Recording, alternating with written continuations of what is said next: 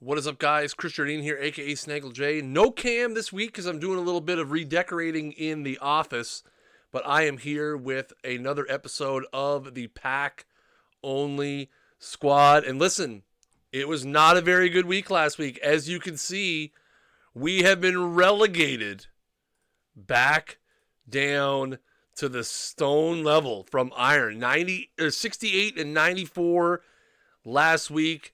We're going back down to stone where we finished 90 and 72 2 seasons ago. Just not a very good season already. As you can see, we had only 695 runs scored. Now, one of the big themes of our episode last week was that we were on the search for more impactful bats, and we did not get any of those impactful bats. And then on top of that, we gave up 788 runs. That's just not going to get it done. That's going to be one of those things that, again, we're really looking for some impactful. We really need some impactful bats. And again, you look at our pitching staff. We go wins above replacement. Zach Wheeler 3.3, Ewell 7 and 17, Halicki 9 and 16. So, I mean, those are our two big guys at the top of the rotation, combining for 33 losses, and both with ERAs over 5. That is absolutely not going to get it done. We flip over to the hitters here real quick. And we go time frame last year. Again, we'll go wins above replacement here. 5.5 for Ken Berry. Good season for Ken Berry. 324, 15 homers, 64 RBIs. Not bad at all. 27 homers for Charlie Hemphill, a guy we picked up last week. Slotted him in as our designated hitter. 27 home runs for Aaron Judge as well, but he also struck out 225 times, which is exactly what you want to see. Trevor Story, who we had been using in a limited role as we've been rolling Joe Tinker out there for the defensive-minded shortstop. Story only gets 302 at-bats, but hits 16 home runs and drives in 48 runs scored as well. So we may have to, and he had 13 steals. So we may have to look at moving him from every third game to maybe every second game, depending on how the Packs go this week. So you can see in the top right corner, we only got 4,995 points left over from last week. And then once we add in our 20K, we have just enough for 24 packs. I suppose we could quick sell a card and get that extra 1 pack. But we're going to roll with the 24 we have. We need some impactful hitters. That is, we need some luck. We need Lady Luck on our side this week and hopefully pull something of note. Well, we start off with a gold Trey Turner. Gold Trey Turner, a very interesting little live card there to start with at an 89, wasting up all our gold luck on the very first pack. Maybe not exactly what we wanted. Yeah, interesting little second pack there. Really nothing. Like I said last week, we're getting close to completing some collection missions, which obviously gives us some sweet extra packs to use. There's Jose Contreras. It's not a great silver. So again, every pack we can get is 1 pack and potentially closer to a massive impactful player that we could get. Obviously, if we complete any missions for rewards, which we're not really close to any card-based rewards, we could quick sell that for some additional points as well. Not off to a great start here. Again, the Trey Turner 89 gold being the highlight thus far. Bad looking pack there. We'll see. Again, this is the gamble of building your team with packs. I mean, you were at the mercy of the gods. There's Dylan Floro, a nice balanced reliever. Possibly look at putting him in the bullpen. We'll see. We did add quite a few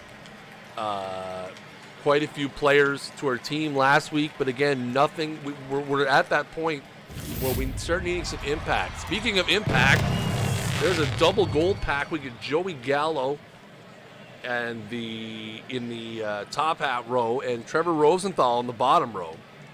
Gallo with that 98 power might be a guy we could put on the bench. Give us some of that sweet, sweet, sweet bench power.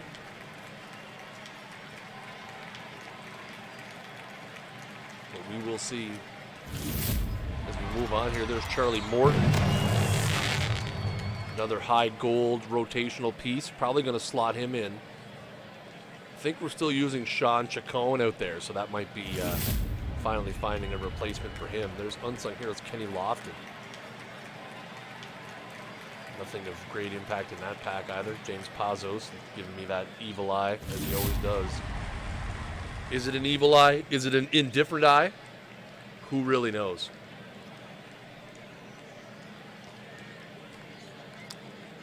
Little Canadian action there with Joey Votto.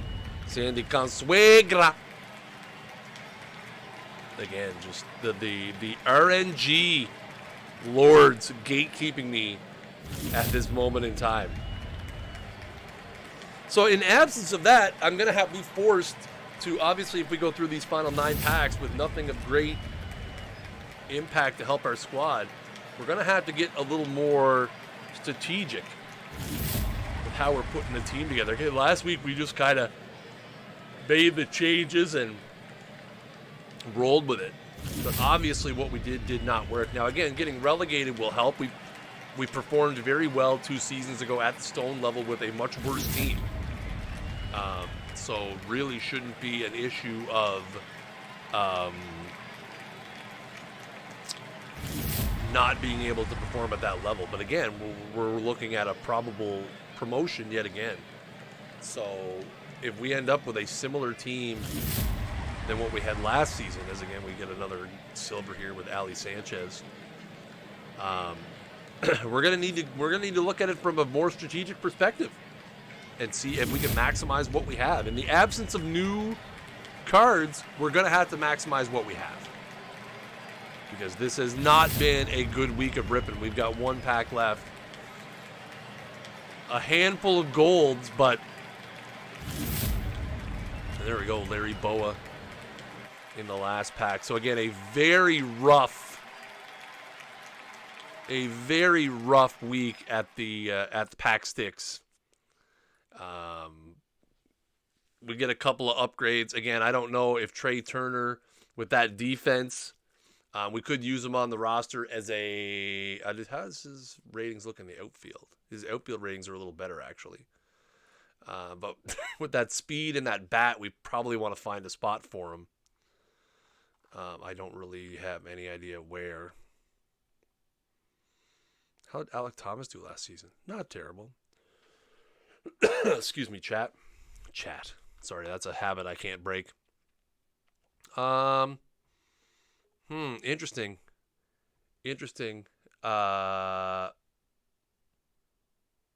We'll see if it's possible. I don't know where we would work Trey Turner in. Right now, we've got Judge in one outfield. We've got Alec Thomas in the other. And we've got Barry in center field. And we've got Hemphill at DH. So realistically, I think what we're going to have to do is we're going to have to go probably to a... I don't like that either. Okay, Mark Bellhorn's going to go away. That's what we're going to do. I like it. Okay. What do we got in the bullpen that we can replace? Betances was really good last year. Almonte was kind of eh. Glasnow was good. Gilbo was not great. Taylor Rogers got a full season of closing in. Didn't do very good either. I guess maybe Almonte's the guy to go. 81, 66, 57. I just really want to get that the high stuff in there with Rosenthal. So middle relief, Charlie Morton jumps into the rotation. Okay, we go to our lineups. Again, this is rough, chat. I mean, we haven't done anything so far with strategies or whatnot. We could keep Tinker as a defensive guy, but we're going to put Story up to every second game now. And then Trey Turner is going to become our backup outfielder. And he's going to become our base runner.